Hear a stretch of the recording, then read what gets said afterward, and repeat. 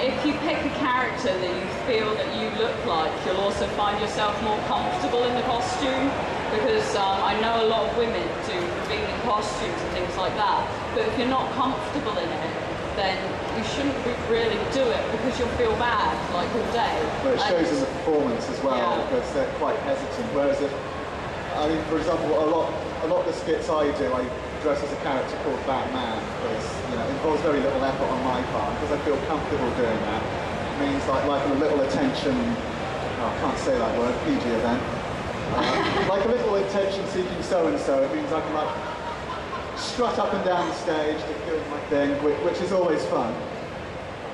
But yeah, it helps if you feel confident in the role. Yeah, being comfortable in a costume is a really good thing, especially if you're on stage. You're really doing that right now. Yeah. Do as I say, not as I do, everyone. I know it's not what we're on at the moment, but back to the weapons.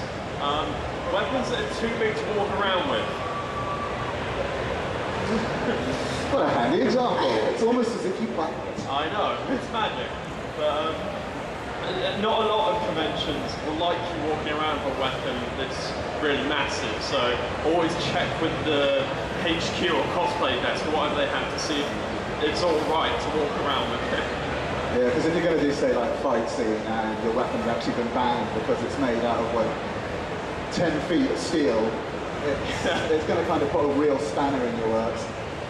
Because, I mean, Expo is somewhat unusual in the fact, I mean, most UK conventions, the weapon regulations are very different because they're in far smaller venues. So Expo is a fantastic place for using large weapons such as the one over there and Siegfried's sword.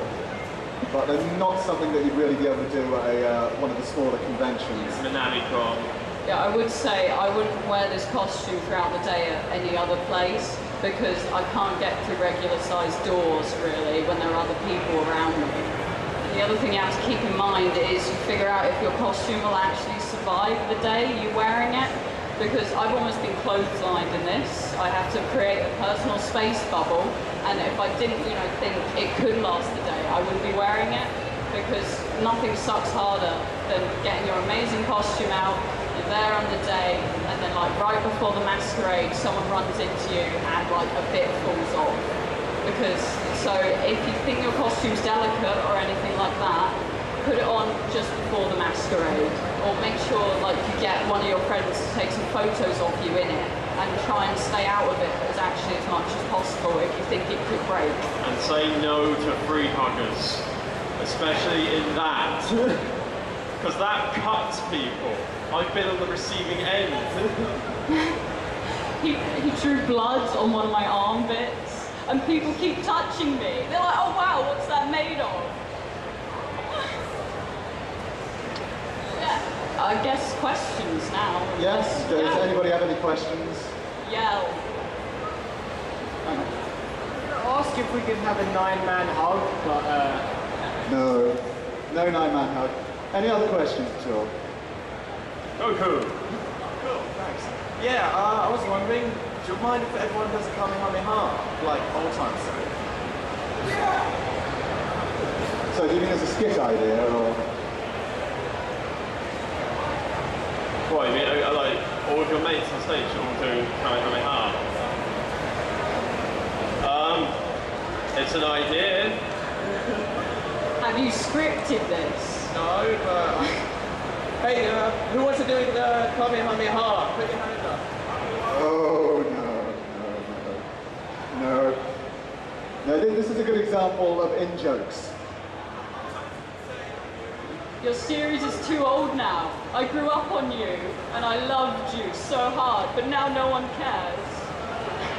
So I mean, don't get me wrong, I do personally find the idea of a great Kamehameha entertaining, but... Depends if it's the film one or not. I haven't actually seen that, but I hear it's fantastic. That's another thing. At Expo, there's a much younger crowd, so your jokes... What am I doing? It cuts off the circulation in my arms. Oh, okay, so I'm at the right volume. Yeah? Okay. At Expo, people tend to be a younger age, so they'll be into the newer stuff. So if you're doing an older series, a lot of people won't understand.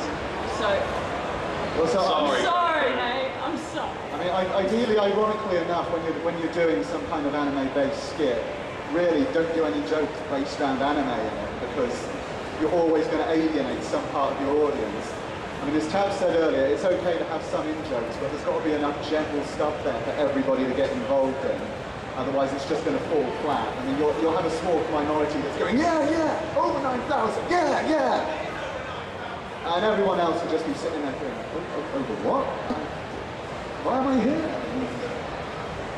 So, we got any more questions? No? No one? Go now. No questions then? No, we've told you all the secrets. Well, such as they are. Well, thank you for listening to our rambling monologue about stuff. We hope you learned something. And some of us will be on stage later on today to put in motion what we said. So, yeah, come check it out. We entertain you like monkeys.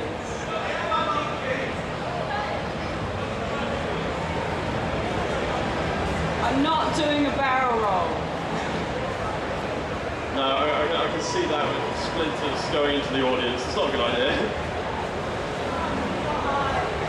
Okay, ladies and gentlemen, can we have a huge round of applause and a big thanks for Keith, Zeriel, Tab and Matt.